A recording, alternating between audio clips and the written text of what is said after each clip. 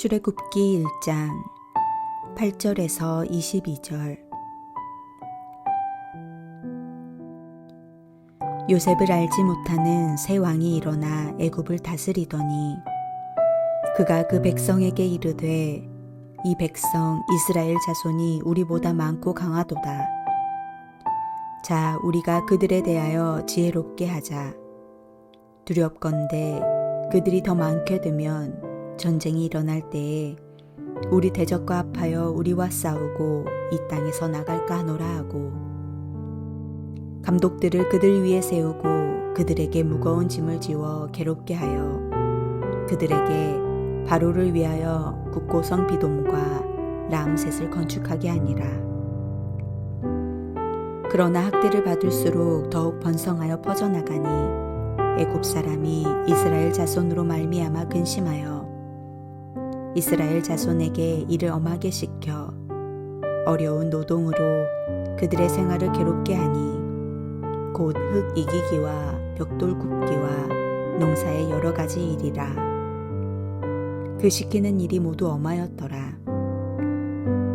애굽 왕이 히브리 산파 십브라라 하는 사람과 부하라 하는 사람에게 말하여 이르되, 너희는 히브리 여인을 위하여 해산을 도울 때에 그 자리를 살펴서 아들이거든 그를 죽이고 딸이거든 살려두라. 그러나 산파들이 하나님을 두려워하여 애굽 왕의 명령을 어기고 남자 아기들을 살린지라.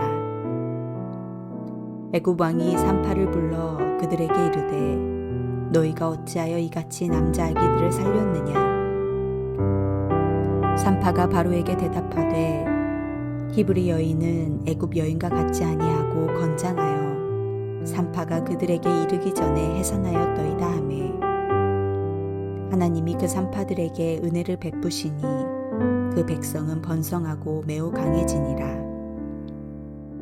그 산파들은 하나님을 경외하였으므로 하나님이 그들의 집안을 흥왕하게 하신지라. 그러므로 바로가 그의 모든 백성에게 명령하여 이르되, 아들이 태어나거든 너희는 그를 나일 강에 던지고 딸이거든 살려두라 하였더라.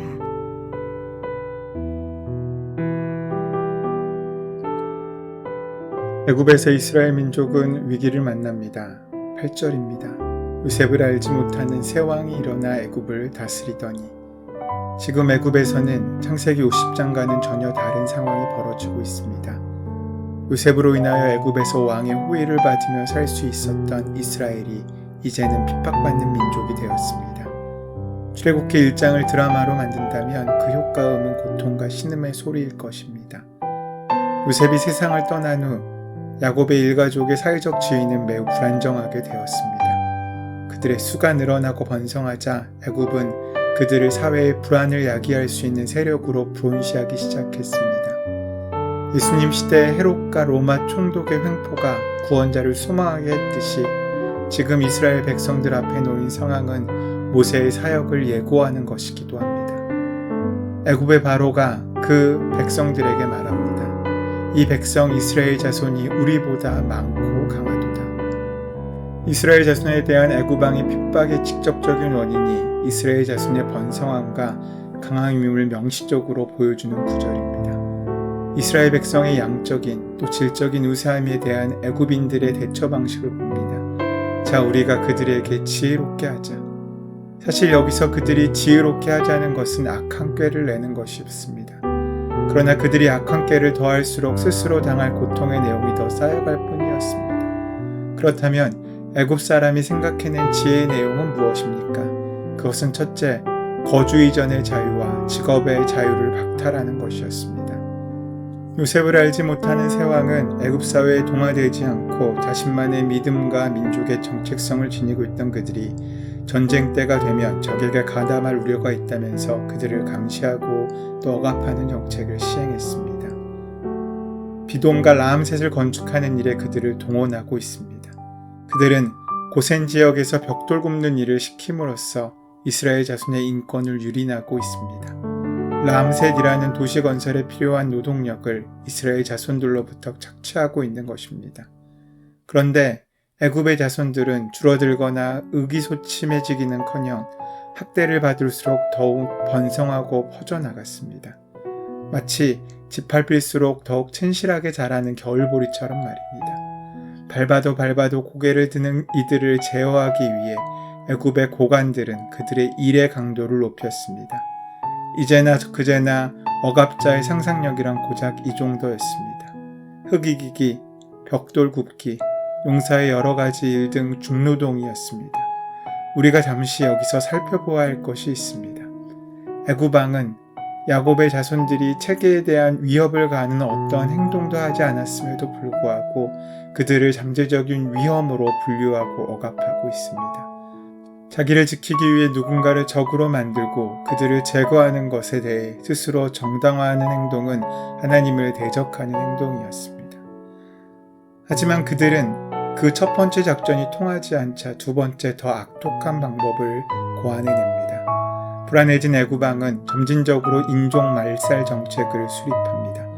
히브리 산파를 통해서 이스라엘의 남자아이를 죽이는 민족 말살 정책을 벌이게 된 것입니다.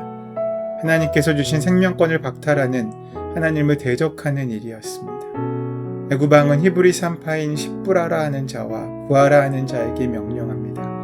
히브리 여인을 위하여 해산을 도울 때 그 자리를 살펴서 아들이거든 그를 죽이고 딸이거든 살려두라 하는 것입니다. 바로는 제국의 맨얼굴을 보여주고 있습니다. 사람을 죽이는 것이 그에게는 큰일이 아닙니다. 물론 명분은 제국의 안위를 위하여입니다. 애굽 왕의 명령은 제국주의 하에서 생명이 얼마나 큰 위기에 처해 있는지를 여실히 보여줍니다. 이제 히브리인의 운명은 경각에 달했습니다. 살인교사를 내용으로 하는 이 명령으로 말미암아 이스라엘 자손의 번성이라는 하나님의 예언은 최대의 위기를 맞습니다. 그러나 이 시점에서 우리는 진정한 지혜를 발휘하는 산파들을 만나게 됩니다. 17절 말씀입니다. 그러나 산파들이 하나님을 두려워하여 애굽 왕의 명을 어기고 남자를 살린지라. 그런데 성경은 눈부신 반전을 보여줍니다. 산파들은 하나님을 두려워하여 애굽 왕의 명령을 어기고 남자 아기들을 살렸다는 것입니다.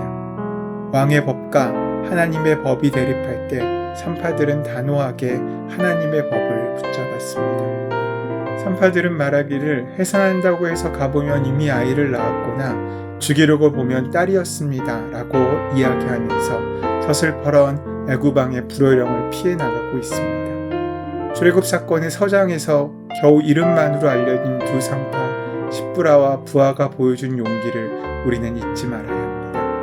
왕의 소환을 받아 왕 앞에 섰을 때 두 여인은 두렵지 않았겠습니까? 하지만 그들은 당당합니다. 왜 지시를 수행하지 않았느냐는 왕의 지엄한 채근을 받지만 히브리 여인은 애굽 여인과 같지 아니하고 건강하여 산파가 그들에게 이르기 전에 해산하였더이다 라고 대답합니다. 우리는 이 말 속에 담겨있는 이중적인 의미를 어렵지 않게 파악할 수 있습니다. 억압받는 이들이 오히려 강인하다는 표면적인 메시지뿐만 아니라 하나님이 그들과 함께 계신다는 이면적인 메시지까지 말입니다. 지혜로운 자는 하나님을 두려워하지 왕을 두려워하지 않습니다. 권력이나 기득권 세력 앞에서 쉽사리 하나님과의 우선순위를 바꾸지 않습니다. 성경은 여호와를 경외하는 것이 지혜의 근본이라고 말씀하고 있습니다. 하나님을 의식하고 하나님을 두려워하는 지혜의 힘이 인간의 잔꾀에서 나온 어리석은 지혜를 이기는 것입니다. 12절을 보십시오.